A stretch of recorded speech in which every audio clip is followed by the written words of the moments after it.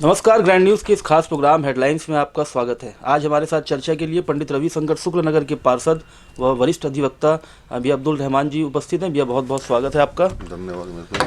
आइए सबसे पहले नज़र डालते हैं खास खबरों पर। शाम होते ही शुरू हो जाता है रामायण पाठ। 80 सालों से गूंज रही श्री रामचरितमानस की चौपाइयाँ। मणिपुर यात्रा का आगाज, केंद्र पर जमकर बरसे अन्याय के खिलाफ राहुल की न्याय यात्रा। छत्तीसगढ़ में भी रहेंगे 5 दिन। सीएम विष्णुदेव ने उड़ाई पतंग। शायर मुनव्वर राणा का दिल का दौरा पड़ने से निधन। पीएससी के कारनामों की कुंडली तैयार कर रही सरकार, सौंपेगी दस्तावेज। क्या लगता है भैया, जिस तरह से मणिपुर से यात्रा का आगाज हो चुका है, राहुल गांधी जी निकल चुके हैं, कितना लाभ होगा? 5 दिन छत्तीसगढ़ में भी रहेंगे, कोरबा से भी होकर गुजरेगी इनकी यात्रा। देखिए, राहुल गांधी ने इससे पहले भी यात्रा निकाली थी, भारत जोड़ो यात्रा। जी जी और उसका असर तो पूरे देश में देखने को नहीं मिला। जी उसी प्रकार से मुझे लगता है कि राहुल की न्याय यात्रा जो है, जी जो 67 दिन चलेंगे बता रहे हैं, उससे जी कोई लाभ कांग्रेस को होना नहीं है। जी कांग्रेस बिखरी हुई है और इनके सेकेंड लाइन के जो नेता हैं वो जी ऊपर नहीं आ पाए हैं। फर्स्ट लाइन के नेता जो हैं वो बुजुर्ग हो चुके हैं जी। और मेरे मेरे हिसाब से इनका न्याय यात्रा असफल होगा। एक जो गठबंधन बनाया गया, इंडिया नाम दिया गया है, उसका कितना लाभ होगा लोकसभा चुनाव में, या फिर बिखराव की स्थिति जो बनी देखिए, है? इंडिया जो बना हुआ है वो सब अपने अपने स्वार्थ के कारण बने हुए हैं जी और एक पार्टी को रोकने के लिए विशेष तौर पे तैयार किया गया गठबंधन है। जी और हर गठबंधन में हर पार्टी के जो नेता हैं, बड़े नेता हैं, वो सर्वोच्च पद पाना चाहते हैं। जी और जी ऐसी स्थिति परिस्थितियों में मुझे लगता है कि इंडिया जो गठबंधन है जी वो सफल नहीं होगा। जी बिल्कुल। जिस तरह से नीतीश कुमार अलग राग अलाप रहे हैं, उसके बावजूद फिर विधानसभा चुनाव में भी कहीं ना कहीं एक नहीं हो पाए। वो बिल्कुल सही बात है। जो भी पार्टी है, मैंने जी पहले ही बताया कि हर पार्टी का अपना स्वार्थ है और जी सर्वोच्च पद पाना चाहते हैं। जी और ऐसी स्थिति परिस्थितियों में जो इनका लोकसभा सीटों का बंटवारा होगा, जी वो बंटवारा किस प्रकार से कैसा होगा वो आने वाले समय में दिखेगा। जी और मुझे लगता है कि उसका असर व्यापक नहीं होगा। हो सकता है कि कुछ सीटों पे बढ़ोतरी जरूर हो, जी जी लेकिन बहुत ज़्यादा उसका लाभ मिलते हुए नहीं दिख रहा है। बिल्कुल। शायर मुनव्वर राणा का दिल का दौरा पड़ने से निधन। आज एक आवाज़ हो गई शांत। क्या कहना चाहेंगे भैया? एक दौर चला गया उनका। वास्तव में ये बहुत ही दुखद घटना है। जी और शायर जो मुनव्वर राणा जी थे वो वास्तव में देश के लिए एक प्रख्यात शायर शायर है। थे। जी जी और उनका देश देश के साथ साथ में विदेशों में भी काफ़ी नाम था। जी अपूर्णीय क्षति है जी जी और जी मैं उसे नमन करता हूँ उन्हें और श्रद्धांजलि अर्पित करता हूँ। सीबीआई को सौंपने से पहले की जा रही बड़ी तैयारी। पीएससी के कारनामों की कुंडली तैयार कर रही सरकार, सौंपेगी दस्तावेज। टामन सिंह सोनवानी, राजभवन सेक्रेटरी अमृत खलखो समेत कई हैं उसमें अपराधी। क्या कहना चाहेंगे भैया? सरकार बदलते ही अब एक्शन मोड में है सरकार। देखिए, जहाँ भी घोटाला भ्रष्टाचार होता है और जी खासकर जैसे पीएससी जैसे चीज़ों पे, जहाँ पर हमें आने वाला जो भविष्य है जी वो उस जगह पर अगर इस प्रकार का कृत्य होता है तो बिल्कुल जांच होनी चाहिए और जांच में जो दोषी है उन्हें सजा मिलना चाहिए। बिल्कुल। लोक सेवा आयोग में 781 कैंडिडेट्स पर लगाए बैन। सर्वाधिक मुन्ना भाई यूपी बिहार में। छत्तीसगढ़ में शून्य। छत्तीसगढ़ पीएससी की परीक्षा में शामिल कोई भी कैंडिडेट प्रतिबंधित नहीं। क्या कहना चाहेंगे भैया मुन्ना भाइयों से? मुन्ना भाइयों का जो सिस्टम है वो आज से नहीं, बहुत पहले से चला आ रहा जी है और इस पे लगाम लगना चाहिए, अंकुश लगना चाहिए। जी और हमारे लिए गर्व की बात है कि छत्तीसगढ़ में कोई मुन्ना भाई नहीं सामने है। नहीं आया है। जी जी और ऐसा जो भी इस प्रकार से कृत्य करता है उस पर लगाम होना चाहिए। बिल्कुल। प्रदेश की 56 लाख दीदियों को बनाएंगे लखपति। गौठान बनेंगे आर्थिक समृद्धि के केंद्र। केंद्रीय मंत्री गिरिराज सिंह ने ली ग्रामीण विकास एवं पंचायती राज की समीक्षा बैठक। क्या कहना चाहेंगे भैया? अब जो गौठान योजना है उसे संचालित किया जाएगा, लेकिन उसमें कुछ विस्तार किया जाएगा, मॉडल बनाया जाएगा ताकि महिलाओं को उसका विशेष तौर पे लाभ हो। अब देखिए, राज्य शासन इसमें क्या निर्णय लेती है और जी महिलाओं को अगर लाभ दिलाने के उद्देश्य से अगर गौठान का जी विस्तार किया जाएगा, उसको नया स्वरूप दिया जाएगा, जी तो अच्छी बात है।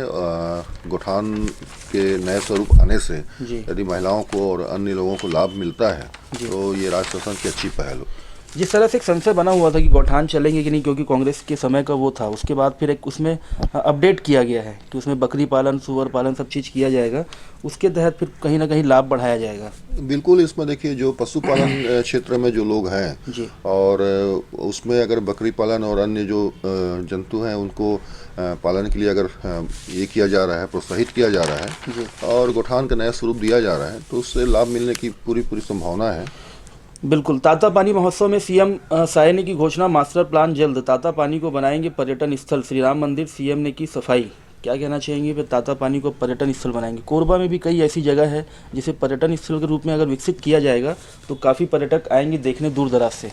होना ही चाहिए। जो भी पर्यटन स्थल है उनको विस्तार करना चाहिए, उनको आकर्षक बनाना चाहिए, और आकर्षक बनने से निश्चित ही उसमें राज्य शासन को भी लाभ मिलेगा और जो हमारे जो लोग हैं उनको भी लाभ मिलेगा।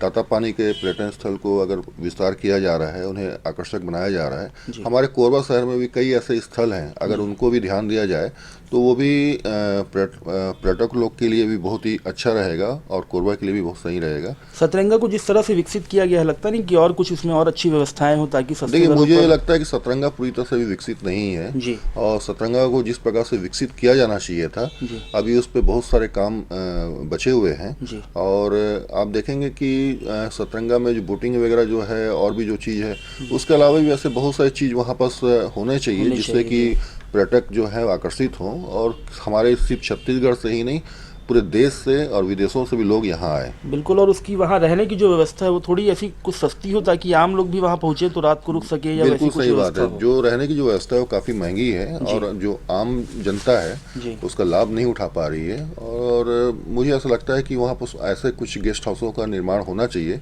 जी राज्य शासन को इस संबंध में ध्यान देना चाहिए, जिससे आम जनता भी वहाँ पर रुक सके और उसका लाभ ले सके। बिल्कुल। लोकसभा चुनाव, भाजपा के कई दावेदार सक्रिय, कांग्रेस में स्क्रीनिंग कमेटी के सामने आएंगे नाम, भुगतान की वजह से एयरपोर्ट में बाउंड्री वॉल का काम रुका, मार्च से शेड्यूल होनी थी उड़ानें, अब मुश्किल, सड़क मरम्मत तक के लिए फंड नहीं मिला। क्या कहना चाहिए? कोरबा के पास ही है बिलासा देवी केवट चकरभाठा एयरपोर्ट, वहाँ फंड की वजह से काम नहीं हो पा रहा है।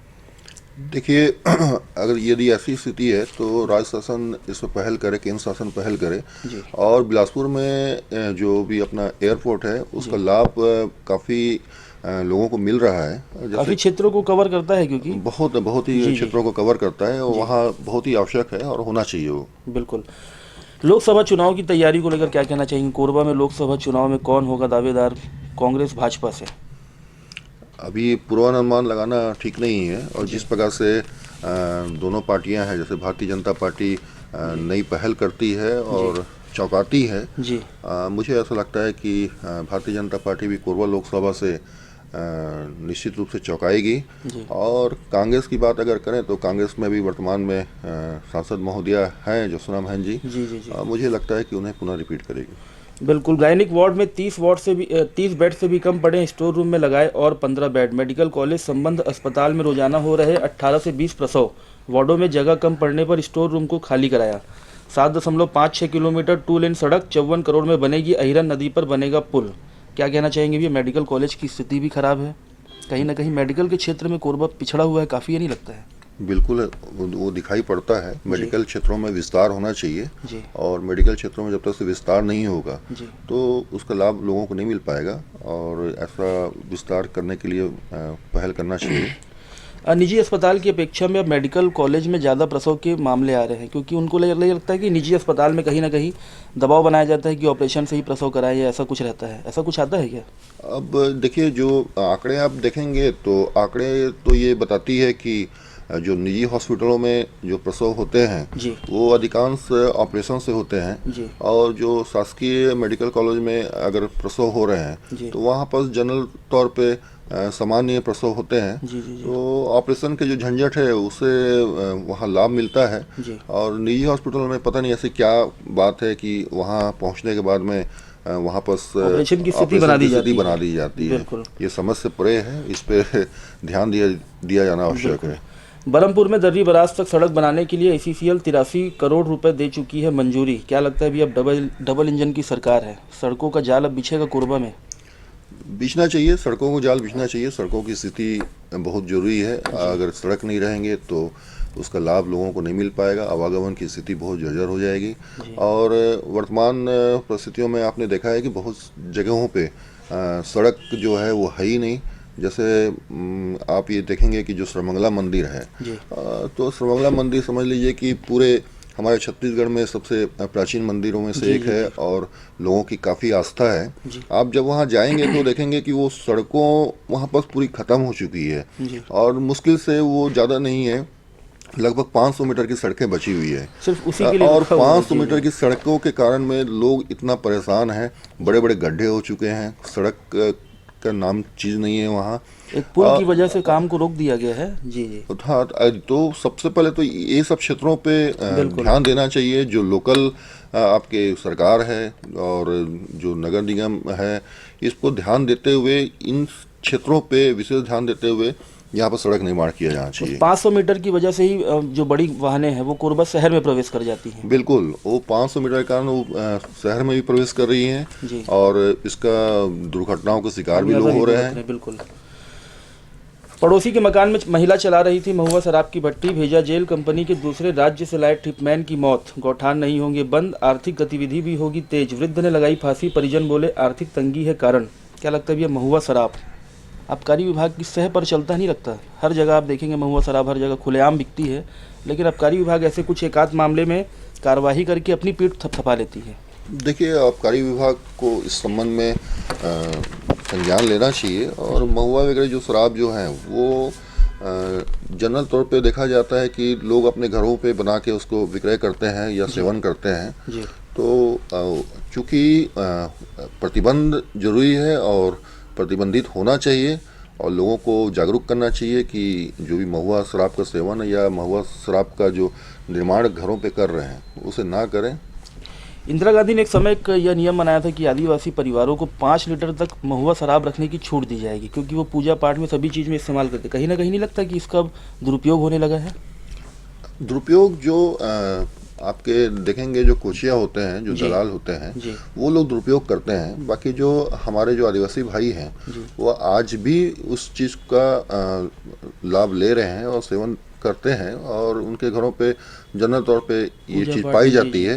और लेकिन उसका उनके नाम पे अगर दुरुपयोग होता है तो उसको संज्ञान लेना चाहिए। बिल्कुल।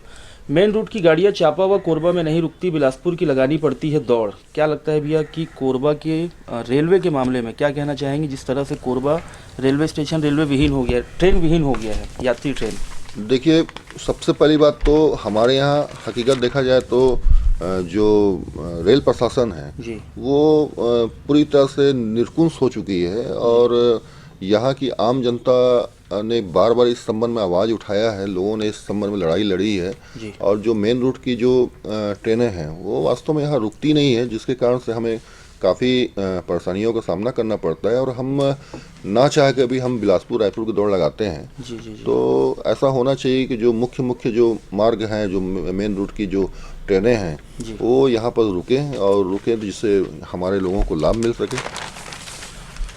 बिल्कुल। कोयला खदानों में नियोजित कंपनियों ने दूसरे राज्यों में लाए मजदूर, पुलिस वेरिफिकेशन में की लापरवाही। मकान मालिक भी किराए पर ठहरे लोगों की जानकारी देने से बरत रहे कोताही। क्या कहना चाहेंगे भैया, जो दूसरे प्रदेशों से जो लोग आते हैं उनका पुलिस वेरिफिकेशन किया जाए, उसके बाद फिर किराए पे जो लोग देते हैं वो पुलिस को जानकारी दे कि हाँ हमारे यहाँ संबंधित लोग हैं, इस राज्य से आए हैं? देखिए, सबसे पहले मैं इसमें कहना चाहूँगा कि पुलिस वेरिफिकेशन तो बात की बात है, बाहर से मजदूर क्यों आ रहे हैं?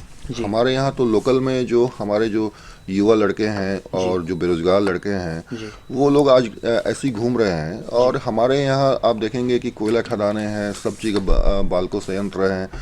आप अचानक से विगत 10 सालों में देखेंगे कि बाहर के लोगों का यहाँ पर बाढ़ आ चुका है। मैं बाहरी लोगों का विरोध नहीं कर रहा हूँ, लेकिन मैं इस बात को ध्यान आकर्षण करना चाहूँगा कि जो हमारे लोकल युवा हैं उनको भी कोयला खदानों में, बाल्को संयंत्रों में और भी जहाँ जहाँ उपक्रम है वहाँ उनको भर्ती करना चाहिए, जिससे कि बेरोजगारी खत्म हो और हमारे लोगों को, युवा को रोजगार मिल सके।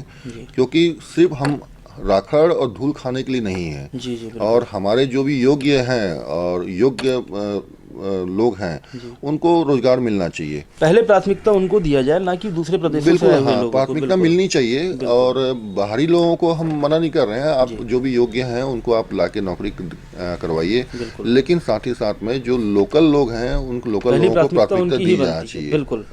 सुरक्षा में तैनात कर्मचारियों ने भागकर बचाई जान। फेंसिंग तार को तोड़कर खरीदी केंद्र में घुसा हाथी, धान को पहुंचाया नुकसान। क्या लगता है ये जिस तरह से हाथियों का प्रकोप जो है, आतंक, वो बढ़ता जा रहा है? देखिए, साल- मैं इसको जी ना तो हाथी का प्रकोप मानूंगा ना तो आतंक मानूंगा। जी जब हम हाथियों के रहने वाली जगहों को काट के उजाड़ेंगे, जब जी समतल जी कर देंगे जी तो वो कहीं ना कहीं उस जगह से निकल के वो दूसरी जगह पे आएंगे। जी और जिस प्रकार से पेड़ों की कटाई हो रही है जी और वन जो है वो ख़त्म हो रहे हैं, और तो जो हाथी है उनको, हाथियों को जो रहने का जो स्थल है जी वो स्थल वो ख़त्म होते जा रहा है, तो वो एक स्थल से दूसरे स्थल जा रहे हैं। और निश्चित रूप से वो जो आबादी वाली क्षेत्र हैं वो आबादी वाले क्षेत्र में घुसते हैं, और जिसमें मानव और हाथी द्वंद्व सामने आता है, जिसमें नुकसान दोनों पक्षों को हो रहा है। बिल्कुल हाथियों को करंट लगा के और अन्य संसाधनों से उनको मारा जा रहा है, और जो मानव है उनको हाथी मार रही है। तो इस पे जो वन विभाग की जो टीम है उसको संज्ञान लेना चाहिए। और उसका सबसे पहला कारण ये है कि जो अवैध घुसपैठियां हैं, जो जिस प्रकार से अवैध रूप से वनों की कटाई कर रहे हैं, उस पे अंकुश लगाना चाहिए। हम उनके घर में जाएंगे, वो हमारे घर में तो जरूर घुसेंगे। देखिए, जब घर उनका रहेगा ही नहीं तो वो दूसरे घर पे आक्रमण तो करेंगे ही। बिल्कुल।